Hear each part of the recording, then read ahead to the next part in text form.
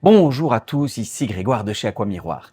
Alors, il y a longtemps qu'on n'avait plus fait d'unboxing. Ici, c'est pas un véritable unboxing, mais on a rentré des espèces assez exceptionnelles et j'aurais voulu vous les présenter. Donc, je vais juste vous présenter une ou deux espèces de poissons qui étaient dans notre dernier arrivage et vous allez voir, ça vaut franchement la peine. Alors, je vais vous montrer ça.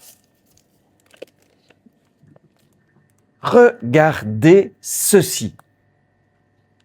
C'est un petit kili. Ben voilà, vous connaissez les petits kilis, ces petits poissons qu'on trouve dans les ruisseaux, dans les petits étangs. C'est un petit kili annuel. Eh bien, vous savez quoi?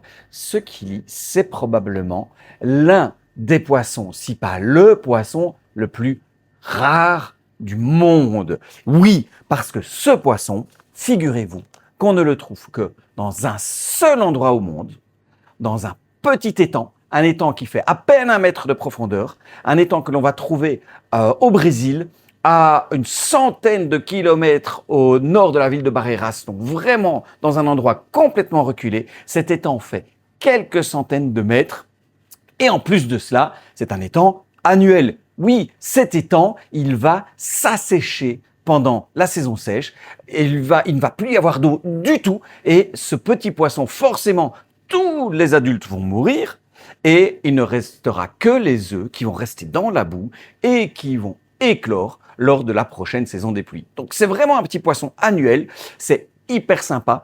Ça vaut la peine de le garder, ne fût-ce que pour la maintenance. Il est facile en fait à reproduire. Alors justement, vous allez me dire, oui, mais c'est le poisson le plus rare du monde. Il faut pas le prendre, il faut le laisser là-bas.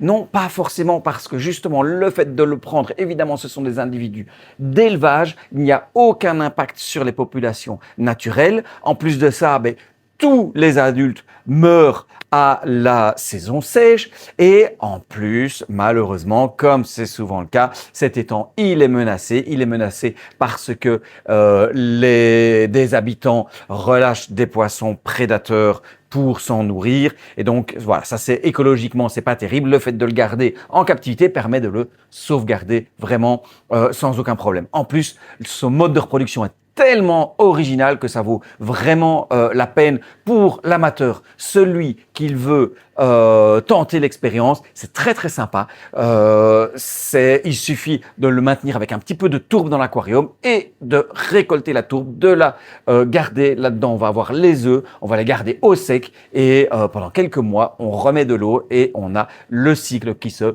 perpétue. Donc hyper sympa à maintenir, vraiment une chouette expérience pour un aquariophile qui veut tenter le coup. Je remarque que je ne vous ai même pas donné le nom, c'est l'Ipsolebias faouri, vraiment l'un des kilis les plus rares du monde. En plus, ils sont superbes. Ipsolebias faouri.